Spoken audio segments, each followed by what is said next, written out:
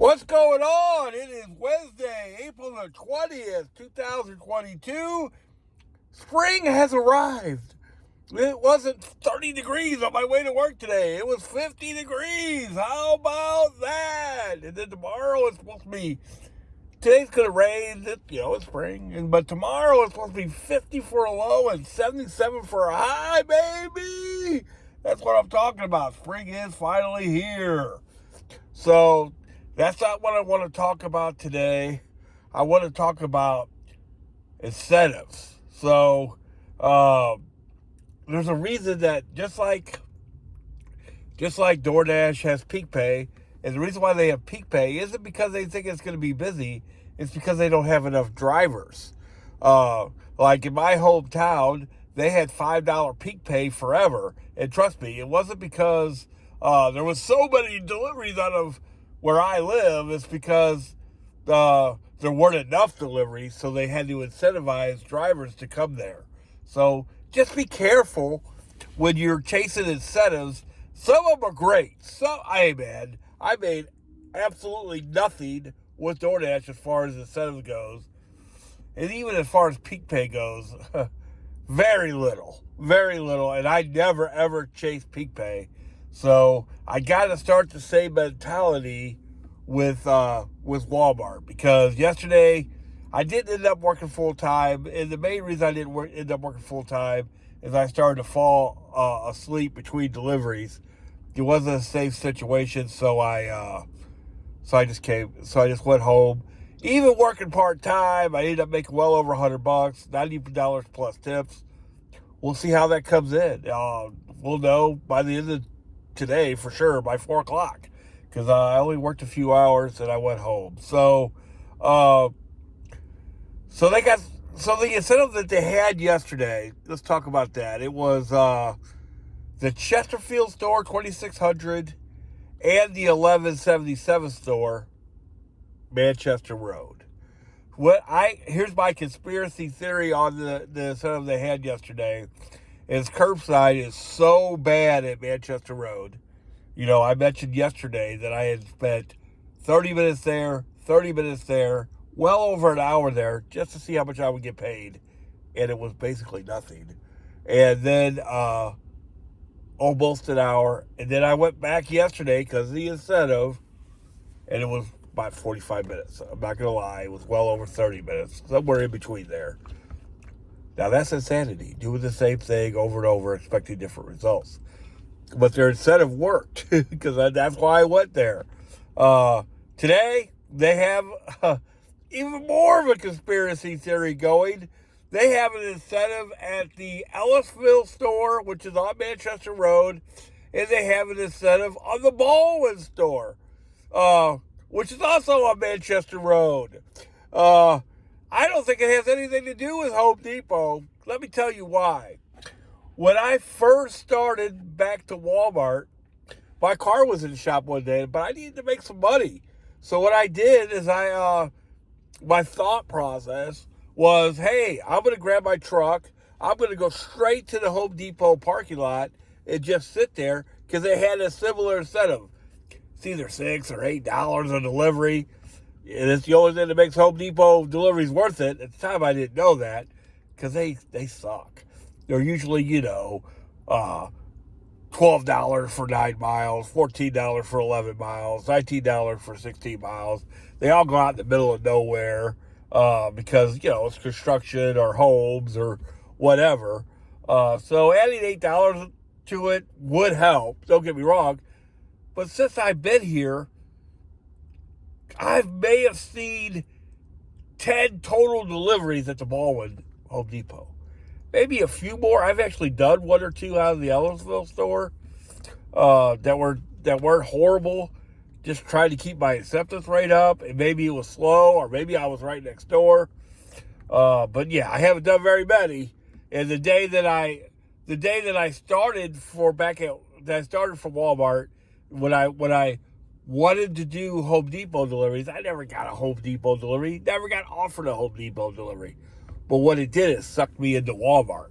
And ever since, that's pretty much all I do. even though if it's slow today, I'm definitely gonna turn on the DoorDash app. So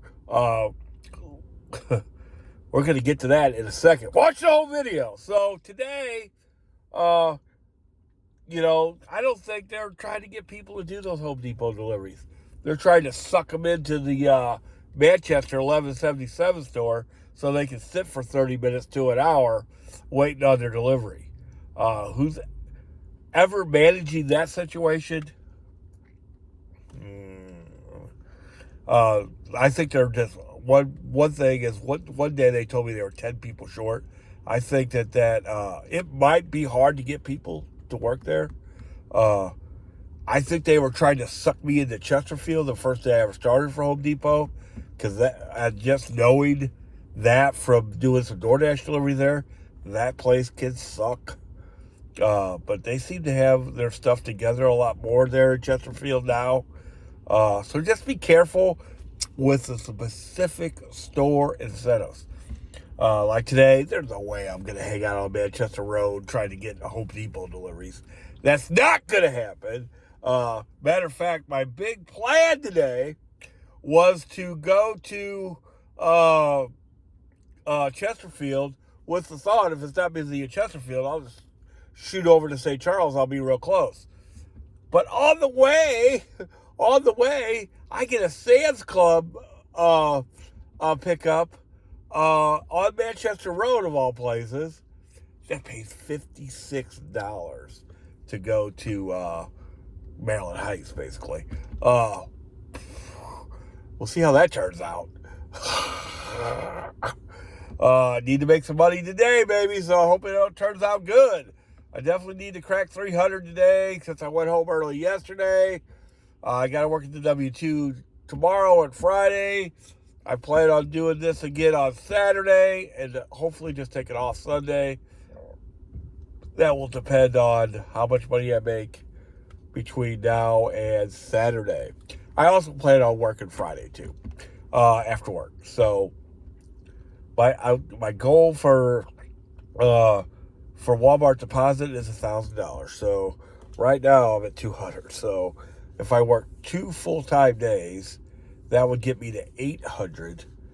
I don't know if I can get to $1,000. I just don't know. I might have to work a little bit on Sunday or something if that's really that important to me. I'll have to decide that. Hope you all are making some money out there.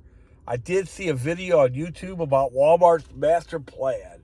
That's a whole other video, but basically they plan to partner with other vendors, other stores like Home Depot, like they're already doing Advanced Auto Parts in some places.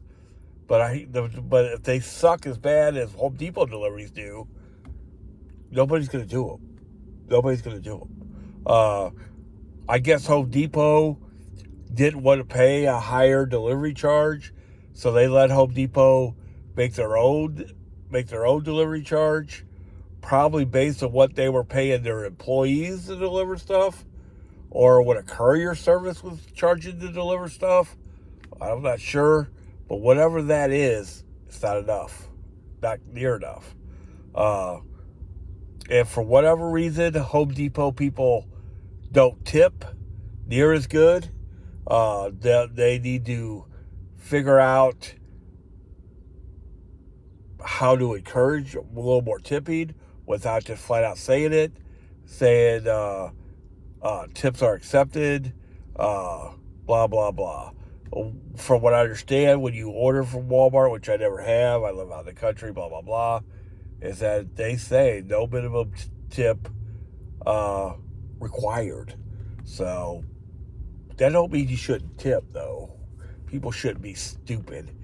Anytime you have something delivered, I don't care what it is, you should provide a tip. When guys deliver furniture to my house, I got a $20 bill for them.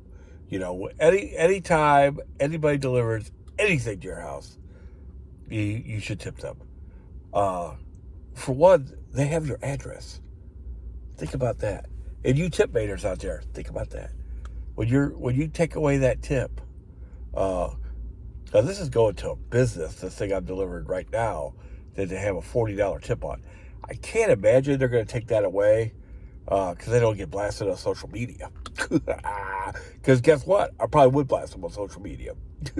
I just might. I don't want to lose my job at Walmart, but I might find a way to do it without involving the Walmart. Yeah, that's what I would do. I would give them some kind of review at least, right? But I don't think they're going to do it. As they're a business, I don't think they're going to. We'll see. We'll see. It's this, like I already said, this is like it's like buying a scratch off. And I got a chance to win $50. That's $56 to start today, though. I'll take it.